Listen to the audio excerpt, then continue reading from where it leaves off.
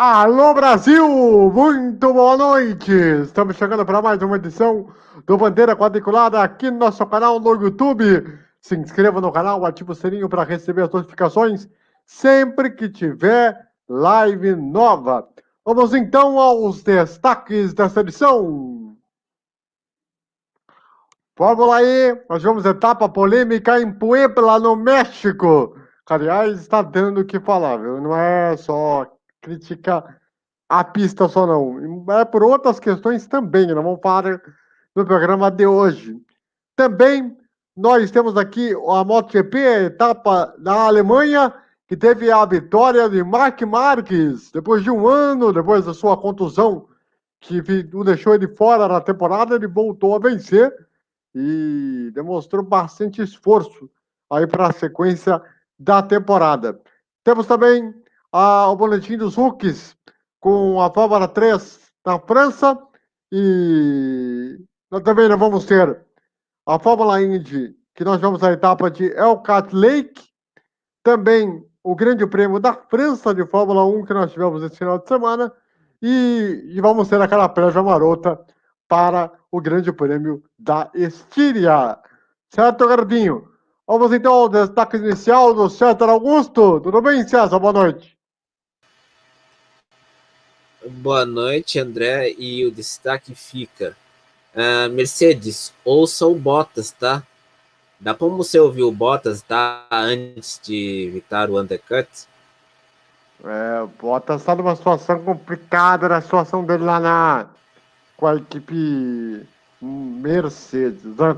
Bom, antes de falar do primeiro assunto do programa de hoje, eu tenho um recado importante para você. Se liga. Casa, sua máquina de lavar está com problema e não sabe aonde fazer a sua manutenção? É só chamar a Alexandre Lavadoras.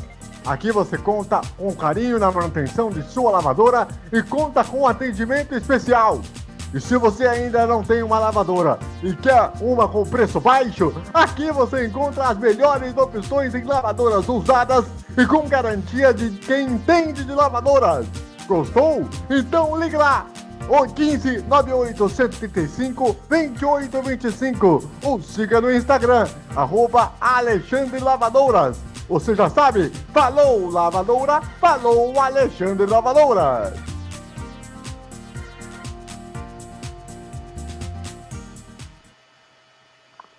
Muito bem, garotinho. Vamos então aqui para o primeiro assunto do programa de hoje, que é o Grande Prêmio de Puebla, no México, a etapa que teve que entrar no lugar do circuito Hermanos Rodrigues por estar sendo um posto de vacinação de Covid-19. Não é posto de vacinação, é hospital de campanha. Isso, exatamente. Lá da Covid-19, lá no México. E, curiosamente, a etapa que teve público, praticamente lotando aí um circuito desconhecido para muita gente, é praticamente um oval, lá de Puebla, e muitos pilotos criticaram veemente a pista, as ondulações, e muitos querem que Puebla não volte ao calendário do ano que vem. Da Fórmula E, tivemos pole do Lucas de Grassi no sábado, no domingo a classificação não foi boa, aliás, classificação meio conturbada, porque a galera da Indy, que estava vendo na cultura, a prova não gostou do flash que foi mostrado da classificação da Fórmula E, enfim, gerou aí um bafafá danado aí, mas tivemos aí a vitória do Eduardo Bottara na segunda corrida. Bom, meu caro César, duas coisas temos que falar aqui. Primeiro, o nível do final de semana, uma pista desconhecida, e essas críticas dos pilotos que assustaram muito. Houve 2 acidentes durante uma dessas duas corridas, que teve safety car, os pilotos reclamaram, o Verlaine foi o mais veemente ao dizer que essas ondulações estavam atrapalhando a tocada do carro, estava fazendo com que o carro saía de frente muitas vezes. A situação não ficou legal para Puebla não, viu? Não ficou legal, mas aí tem uma questão. Era uma pista para uma emergência. Porque a pista primeiro, as ruas da cidade do México não teriam como sediar uma prova da Fórmula E, porque o trânsito é muito complicado. A opção de usar um autódromo como o Hermanos Rodrigues era a única viável, mas o autódromo virou um hospital de campanha. A gente não sabe se vai ter corrida da Fórmula 1 daqui a alguns meses lá no México. E outra, esse circuito de Puebla é um circuito oval que corre a NASCAR mexicana. Só que o que acontece? Esse circuito teve que ter vamos dizer, um traçado igual a Indianápolis fazia para a Fórmula 1. Então, você tinha uma diferença de asfalto entre a parte mista e a parte do circuito oval. E outra, o Verlaine foi desclassificado no sábado por problemas no circuito, por causa do carro da Porsche. Então, não tem como muito o que fazer. Aí é a questão, quem manda é o piloto ou a organização? Nesse caso, é seu Alexandre Agag, que é o dono da Fórmula E. Então, não adianta o piloto reclamar e depois saber que quem manda não vai deixar ter a corrida. Aliás, né, outro ponto que eu acho que é muito interessante falar também, que é o seguinte, eu tava vendo no final da prova do domingo, e uma coisa que me chamou a atenção é que, tipo assim, tinha a parte do asfalto que tava claro, e tinha a foto lá parte do asfalto tava totalmente escuro. Tipo, eu não entendi o que eles tentaram fazer. É que não é que tava, é que são dois asfaltos diferentes. E outra, você lembra como Interlagos tinha isso até alguns anos atrás? Uma parte que foi recapeada e outra parte que estava clara. A parte escura é a parte que foi recapeada. Agora, o detalhe interessante é a declaração do Verlaine ao dizer que os pilotos não querem que volte a Fórmula E lá em Puebla, que eles acharam um horror e extremamente perigosa por conta dessa questão do asfalto. Os pilotos eles deveriam ter um pouquinho mais de voz para entenderem alguma coisa da pista, o que poderia se fazer para tentar fazer ela ser mais competitiva possível. Mas piloto manda na categoria? Não. Então, essa já responde a tua pergunta. Mas não poderia dar uma sugestão para falar, olha, o que tem que se fazer aqui, ali, como o Senna chegou a fazer com a pista de Interlagos, lá em 90, 89 para 90? Só que tinha uma questão. Era uma reforma em Interlagos. E outra. O piloto chegou numa pista pronta. A organização falou, não queremos críticas. Então vai lá, fala. O problema não é a pista, o piloto. É a organização. Então tá. Vamos pro próximo assunto. Vamos ver como é que isso vai durar, se isso vai ser um teste que vai levar para a Fórmula 1 também. É bom ficar esperto, hein? O que vai acontecer aí daqui para frente. Não, Fórmula 1 não vai ter pista no México. Vai ser uma rodada dupla no Texas que estão discutindo. Se caso não tiver corrida no México. Vai ser uma rodada dupla em Austin. Muito bem, aliás, qual é a cidade dos Estados Unidos que vai ter corrida lá a partir do ano que vem? Nova York. Nova York, né? Então, aliás, inclusive a próxima etapa da Fórmula E será em Nova York. Agora, não, mas na Fórmula E é Nova York. A da Fórmula 1, a segunda corrida será em Miami. Miami, isso, boa. Bom, vamos mudar de assunto aí então, para falar aí da MotoGP, a etapa da Alemanha, em que nós tivemos, enfim, a vitória de Marc Marquez, depois de praticamente um ano sem conquistar uma vitória, por conta daquela contusão terrível que ele teve no ano passado. Ele voltou a vencer agora, e deu uma declaração, inclusive, de preparo mental para poder se recuperar, para poder manter-se competitivo o máximo possível. E agora fica a grande pergunta se o Marquez vai ter a condição de voltar, quem sabe, a pontuar mais, a vencer mais corridas como era antes, diante agora desse novo cenário. Meu caro Fernando César, que é o seguinte, duas coisas tem que se dizer. A garra que o Marc Marquez teve para voltar a ser competitivo e voltar a vencer da maneira como venceu agora. E esse trabalho de mentalidade, de questão física, como fazer para ser competitivo, porque para um piloto, ainda mais na moto, é muito difícil você ter uma concentração 100% perfeita, né? Não acho que é questão de mentalidade, não. É questão de condicionamento físico e ter uma boa moto. E ele tem uma boa moto, que é a Honda. E outra, ele foi, vamos dizer assim, chegando de um passo de cada vez na categoria. Agora, esse Sachsenring, agora ele vai poder vencer em outras corridas. Ele provou que está pronto. Então, mas eu acho que ainda não é disputa para título. Vai vencer algumas coisas. Disputa para título vai ser a partir do ano que vem, na Honda, quando estiver pronto para desenvolver a moto. Essa moto desse ano não foi ele que desenvolveu da Honda. Tanto que o Alex Espargaró e o Alex Marques estavam nas últimas colocações com essa moto da Honda. Enquanto a KTM estava indo bem.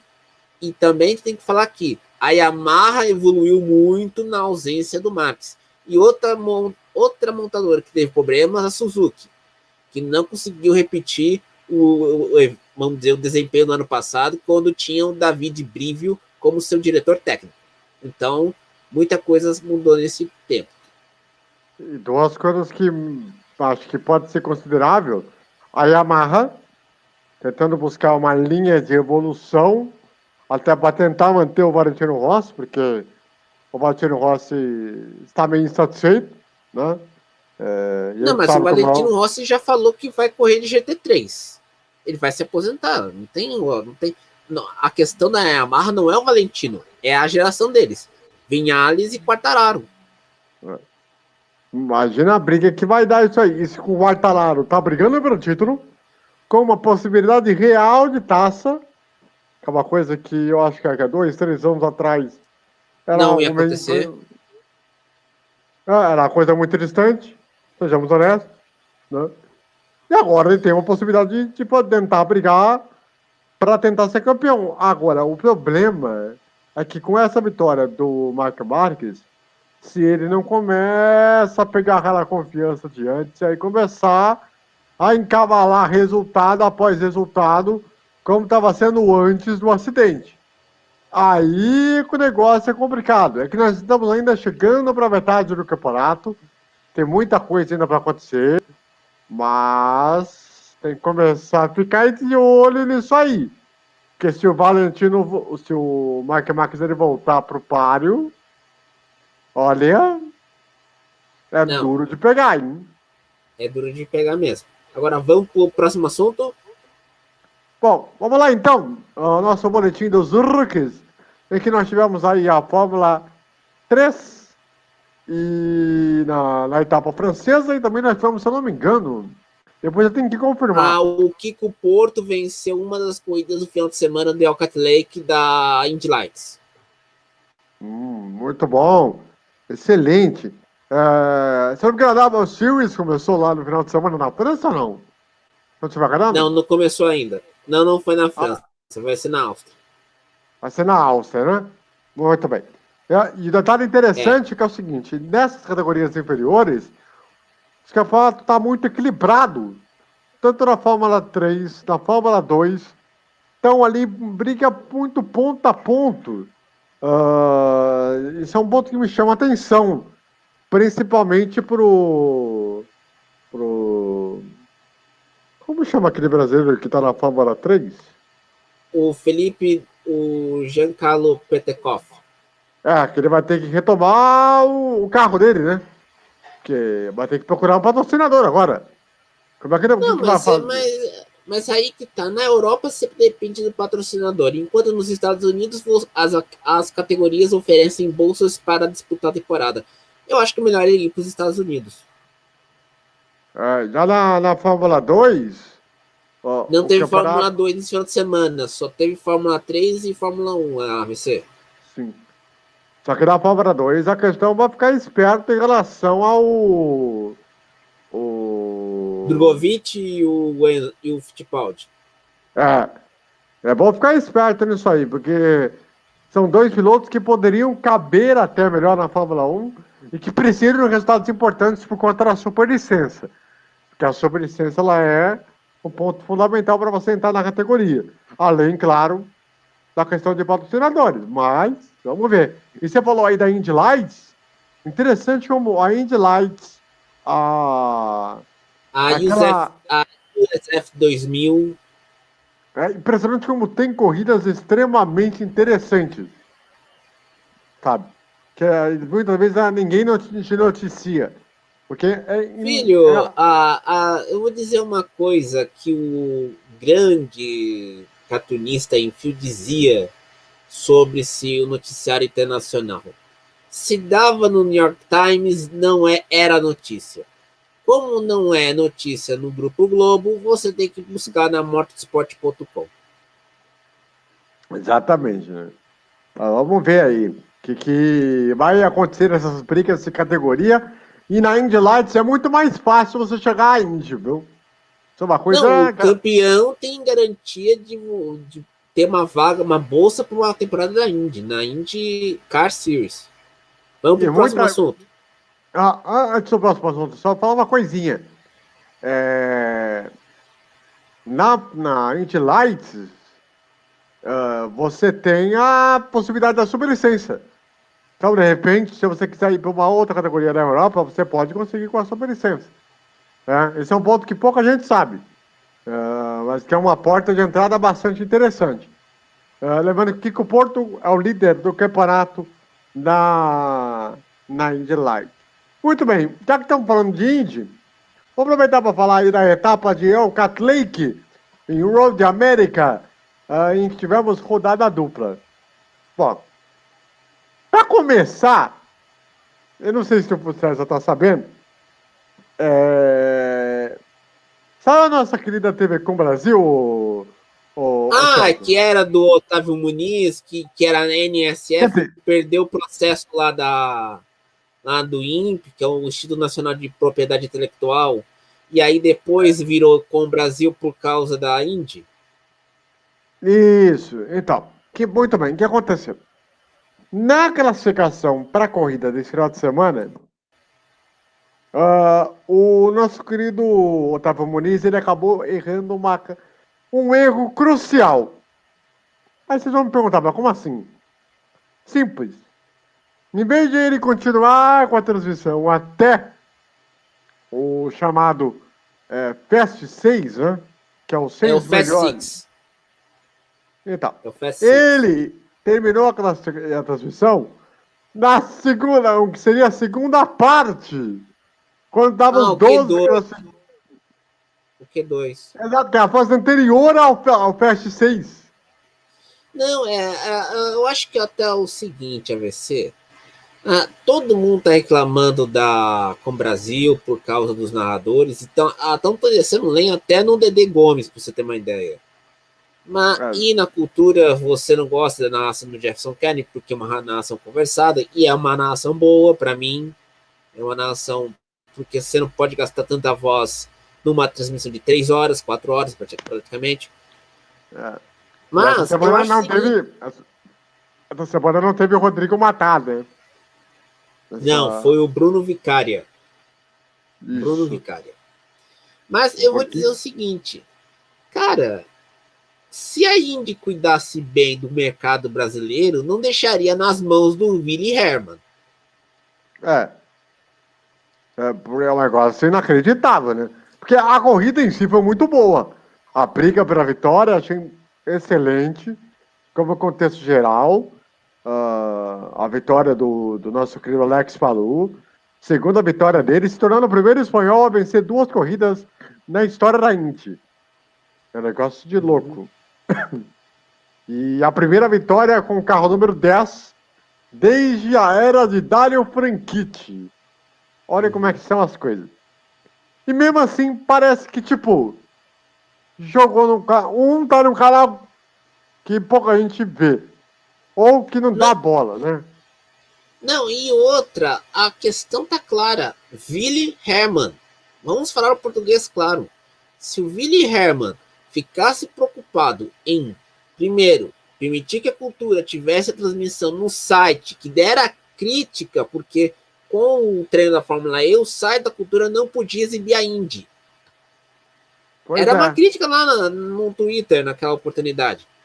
E outra, tem que deixar bem claro aqui, se o Willy Hermann cuidasse, levasse a sério a categoria e conseguisse, vamos dizer, uma ESPN, um Band Esportes ou uma TNT Esportes para transmitir na TV a cabo, e uma emissora com uma cultura, ou, por exemplo, a Record na TV aberta, ou qualquer outra, daria certo.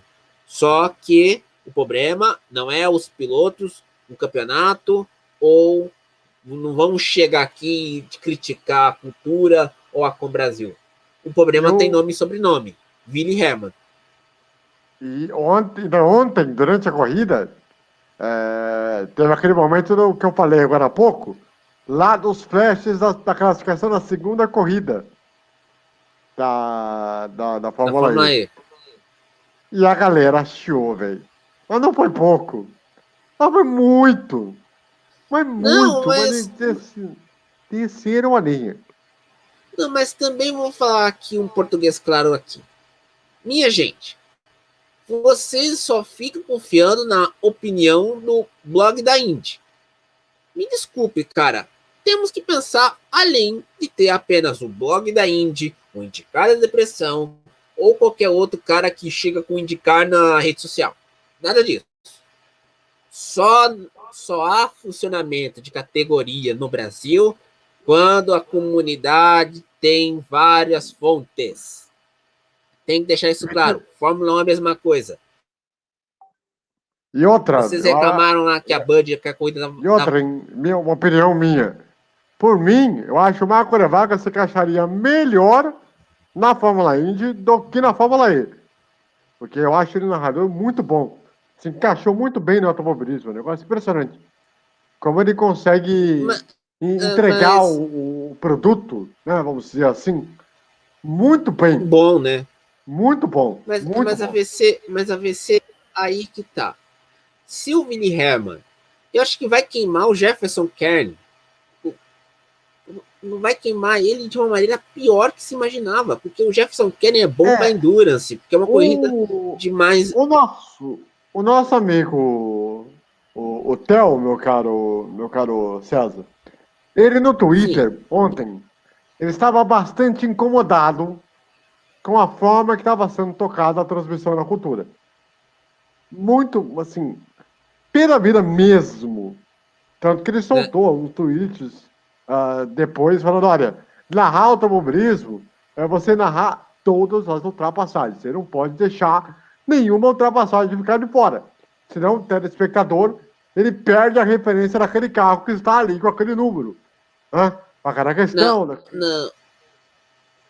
Se o Theo tá falando isso, tá certo. O problema que eu acho, e vou dizer aqui o seguinte, eu já fiz comentário de Endurance, o André sabe disso muito bem, lá no Races Live. A gente, quando tinha ultrapassagem é prioridade. O acidente não pode deixar para comentarista. É prioridade. Não pode deixar para comentarista. O grande problema que eu vejo, eu não vi a transmissão de ontem, mas pelo que eu percebi nos feelings dos comentários ontem, porque estava fazendo a pauta do BQ hoje, era o seguinte, todo mundo descendo a lenha, todo mundo elogiando, não tinha um meio termo. E aqui tem um momento observatório da imprensa. Nós que trabalhamos na imprensa do esporte a motor, devemos ajudar e devemos falar a verdade. Não me venha com essa história, eu preciso bajular um narrador, eu preciso bajular alguém para ter uma categoria aqui no Brasil, categoria brasileira tem que ser transmitida. Não funciona. Temos que lembrar que quando o Paulo Francis fala na entrevista na Globo em 1980, ele dizia, não há arte que não tenha grandes críticos e grandes debates. Tá claro isso. Não há esporte a motor se não tiver grandes críticas, grandes debates, grandes questionamentos. Quando se não tem questionamento, como dizia Miller antes, era oposição, não pode, a empresa tem que ser oposição. Não armazém de secos e molhados. Vamos para o próximo assunto, AVC. Em relação ao campeonato, né, agora a briga entre Alex Paru e o nosso querido Award é frenética. Não, e outra, a briga entre o Palu e o Howard é uma briga que, vamos dizer assim, evidencia a eficiência de dois bons pilotos. Sem contar que a gente pode ter o Colton Herta, não disputando disputando um campeonato, mas vencendo corrida, Scott Dixon, Jimmy Johnson. A categoria permite uma competitividade muito grande. E isso que é um bom. Agora vamos para o momento tão aguardado desse programa, por favor. Vamos lá, Grande Prêmio da França, lá em Paul Ricard, na cidade de... Como é que chama a cidade, não? O Paul Ricard fica no distrito de Le Castellet, que fica na região de Marseille, perto da Côte d'Azur e do Mar Mediterrâneo. Primeira observação. Ainda bem que tudo ficou bem com o nosso querido Reginaldo Leme, né? Pelo susto que ele teve na classificação de sábado, né? Que ele teve uma queda de pressão, teve que ser levado para o hospital, passou por alguns exames e tal, e pôde estar na transmissão de domingo. Reginaldo, ainda tem que começar a se cuidar, hein? Não é a primeira vez, hein? Não é a primeira vez, hein? Mas a AVC, a gente tem que dizer aqui o seguinte. O Reginaldo foi chamado para a Band porque precisavam de alguém para segurar o barco como ele segura. E muita gente... Temos que falar aqui também. Na Fórmula 1, aqui no Brasil, você não preparou uma nova geração de comentaristas por parte de jornalistas. Não se preparou. Não se preparou. Aí vai dizer, vai jogar a culpa no Reginaldo. O Reginaldo tá fazendo o que pode. Você tem um comentarista como vamos dizer assim, o Max Wilson, o Felipe Giafone. São ex-pilotos, eles entendem a parte técnica. Mas o jornalista que é comentarista, você não formou. Aí vamos falar, o Sport TV tinha o Rafa Lopes. Mas, gente, o Rafa Lopes não dava certo. Vamos falar aqui em português claro. O público não confiava nele. Não confiava nele. Eu até colocaria o Celso Miranda, que já fez muito bem essa função de comentarista. Muito bem. Eu concordo com você, mas AVC, o Celso Miranda tá na faixa de 50 anos, certo? Por aí. Cadê um comentarista vamos dizer assim, que é jornalista da faixa dos 30 aos 40 anos? Mas aí eu entro para uma outra questão. Sabe aquela questão obrigatória de ter um padrão Globo na Band? Essa tentativa de obrigação de ter esses caras que são grandes, são grandiosos. Vamos dizer assim, peixe grandes. Isso. Faz com que você não consiga fazer uma transição de comentarista na categoria. Como aconteceu com o Luciano. A sorte é que o Theo veio para ser o intermediador. Passou minha função.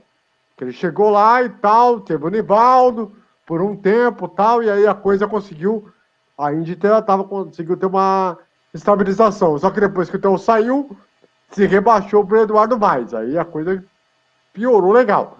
Então, quando você tem um cara que, pelo menos, está ali próximo para fazer essa transição de quem está vindo e quem está para se aposentar, é algo que deveria ter sido mais bem planejado. E, tipo assim, e agora, nesse momento, me parece que tudo foi feito para ter essa obrigatória de se ter o padrão Globo.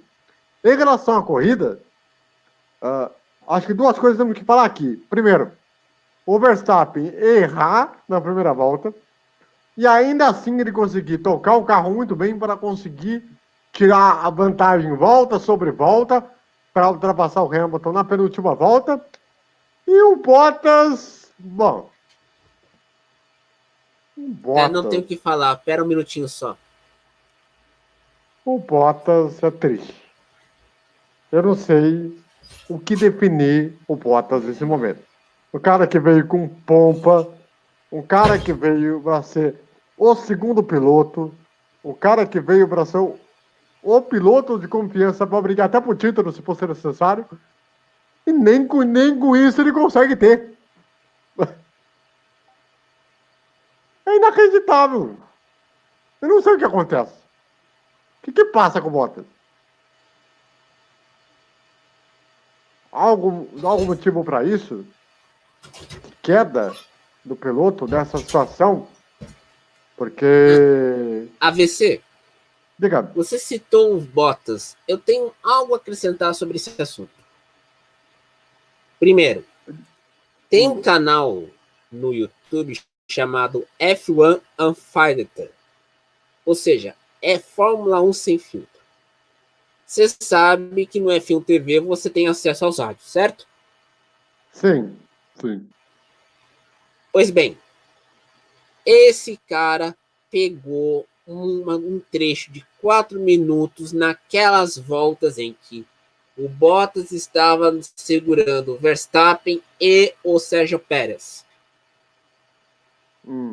Pois bem, quando o engenheiro do Bottas falava sobre manter a posição nas casas de 37 segundos, ponto 8 e 37 segundos, ponto 6, chegaram o Verstappen e o Pérez ultrapassando eles. O Bottas, aquele rádio que vocês ouviram dizendo, era para ter uma estratégia de 2 paradas. Era porque o Bottas percebeu que o carro não ia aguentar. Ele avisou o engenheiro antes. Esse trecho não estava na transmissão da Fórmula 1. Só foi posto ontem à noite no YouTube. É um trecho de 4 minutos. Ele falou: preciso trocar as minhas rodas. E o engenheiro não ouviu. Pois bem, quando passaram o Verstappen e o Pérez, o Bottas mandou aquela mensagem que vocês ouviram lá. Era para 2 paradas. Sim. Ele tá bem conformado, aliás, né, com a situação na Mercedes. E o Hamilton, que chegou a estar lá na liderança da corrida por boa parte da prova, quando começou a ver o Verstappen chegando, era nítido que ele ia passar. Mas nítido que ele ia passar. Eu acho que a Mercedes confiou demais no Hamilton naquela questão de ser um mago dos pneus. Quando o undercut, que tem que explicar aqui o conceito, é a equipe fazer uma ultrapassagem pelas paradas de boxe, dependendo do ritmo de corrida, você via que a Red Bull percebeu que a recomendação da Pirelli de uma parada em Paul Ricard não ia dar certo. Fizeram 2, uma estratégia diferente, dando undercut na Mercedes em dois frontes. 2 paradas para o Verstappen e estendeu o stint do Pérez para uma parada com pneu duro. Então, o Pérez chegou no Bottas com vamos dizer assim, com pneu em bom estado, enquanto o Verstappen tinha na primeira parada ter posto pneus duros e na segunda um jogo novo de pneus médios. E aí a Mercedes se viu obrigada a fazer algo e perdeu-se por quê? Confiou demais. O Hamilton falava que tinha que trocar os pneus. Só que a estratégia de uma parada recomendada pela Pirelli não estava funcionando na pista. Porque, por exemplo, os pneus médios que deram erro no Verstappen na primeira curva demoram para aquecer, junto com os pneus duros, que é. E o composto da Pirelli naquela oportunidade, ontem em Porricá, era o duro era o C2, o médio era o C3 e o macio C4. Eram os pneus intermediários na escala de 1 a 5 da Pirelli. Nos treinos livres, o Verstappen estava indo bem com os pneus duros, médios e macios, enquanto a Mercedes ia bem com os pneus macios e médios. Não fizeram um teste de simulação de corrida com pneu duro. E daí, vimos ontem o que aconteceu. E aí é engraçado, né? Porque o grande pulo do gato foi que essa segunda parada que o Verstappen ele fez aquele tipo de vamos tirar a diferença, vamos tirar a diferença.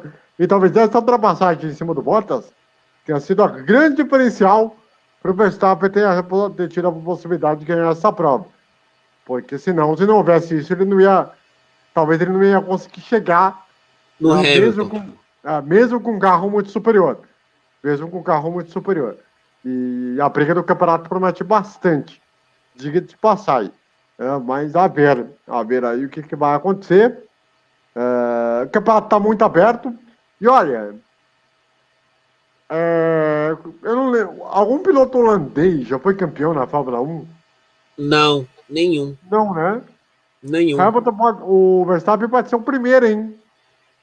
E nesse ano, se tudo correr, teremos o GP da Holanda, em Zandvoort. Olha só. Imagina que situação. Pode ser aí um momento importante para a carreira do Verstappen. Ele sabe que a chance do título é agora. Porque talvez ano que vem, os carros com as mudanças de Não, regulamento, né? mas as mudanças vão ser na parte aerodinâmica. No ano que vem, o regulamento de motores vai estar congelado até 2025. Vai dar tempo para a Red Bull fazer a fábrica de motores que eles fizeram, que estão construindo. Vai ter que fazer alguma adaptação, uma coisinha aqui, uma coisinha Não, ali, uma mas. coisinha. A Honda vai oferecer assistência técnica enquanto a Red Bull terminar a fábrica de motores que eles vão fabricar a partir de 2025, quando terá a mudança do regulamento. Sim. Você quer fazer a. Vamos lá?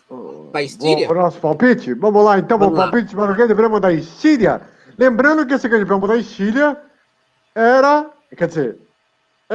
o que seria O GP do Canadá. Isso, exatamente. E vamos ter uma rodada dupla lá, né?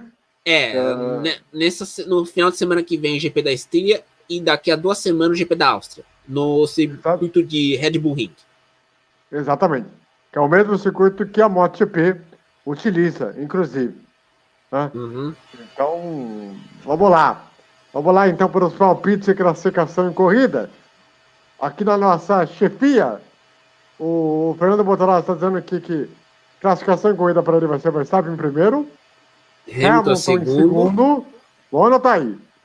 E o Pérez em terceiro. Pérez em terceiro, Esse é o palpite dele para classificação em corrida.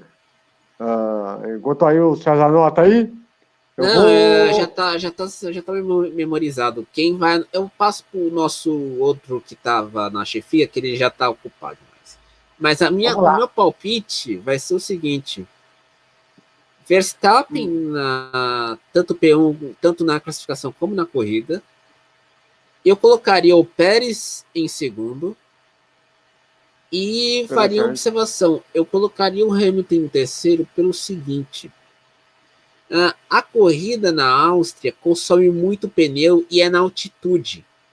O motor mais potente da Mercedes não tem muita potência em um circuito de altitude alta. Como o motor da Honda se dá bem na Áustria, poderemos ter uma boa corrida para a Red Bull. Interessante. Mas eu não sabia que essa prova do Red Bull Ring era feita literalmente na altitude. É interessante. Não, essa é que fica nos Alpes, na região dos Alpes, na parte austríaca da Europa. Na parte dos Alpes, fica na região dos Alpes.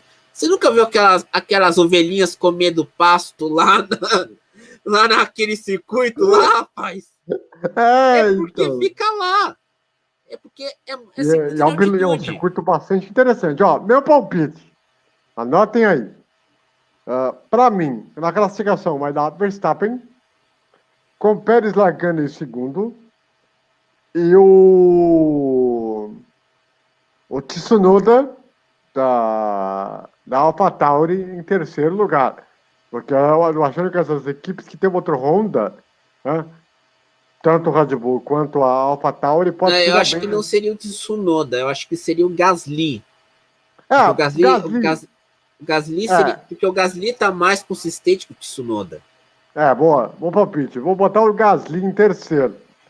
Na corrida, eu vou também do Fernando. Verstappen em primeiro, Hamilton em segundo e o Sérgio Pérez em terceiro lugar. E aí, com o Verstappen se mantendo na liderança do campeonato. Vamos ver. Vamos ver o que vai acontecer. A prova vai ser às 10 da manhã. 10 da manhã. No horário de Brasília. E é uma prova interessante. Grande Prêmio da Estíria, que é bom lembrar. Estíria é como se fosse um... Não, é uma província da Áustria, onde fica o circuito de Red Bull Ring. Isso. É mais ou menos como eu posso comparar. É um estado da Áustria, AVC. É uma província austríaca. É tipo São Paulo. Como disse o Fernando, é verdade. É uma província. Porque tanto a Áustria como a Alemanha, as regiões não se chamam províncias, são estados. E tem um parlamento para cada estado. Na Alemanha é a mesma coisa. Por exemplo, a região da Bavária tem o parlamento da Bavária. E tem o governo federal. Então é assim que funciona a Áustria. Porque tem as províncias e um governo federal. Que nesse caso seria a chancelaria. Tá vendo? Esse programa aqui tem cultura, Brasil. Vocês não estão ligados. Mas, ó, semana que vem nós vamos falar bastante dessa corrida aqui da Estíria. Bom, vamos então para nossas considerações finais aí. Meu caro César, seu destaque final, por favor. Meu destaque final, eu só espero que a Áustria possa ter boa corrida, porque se for como foi em Castellet, que só foi decidida nas últimas voltas. A você em casa em todo o Brasil, muito obrigado pela audiência, pela grande companhia. Semana que vem, estaremos de volta com mais uma edição aqui do Bandeira Quadriculada. Se inscreva no canal, ative o sininho para receber as notificações. Sempre um grande abraço e até semana que vem. Tchau!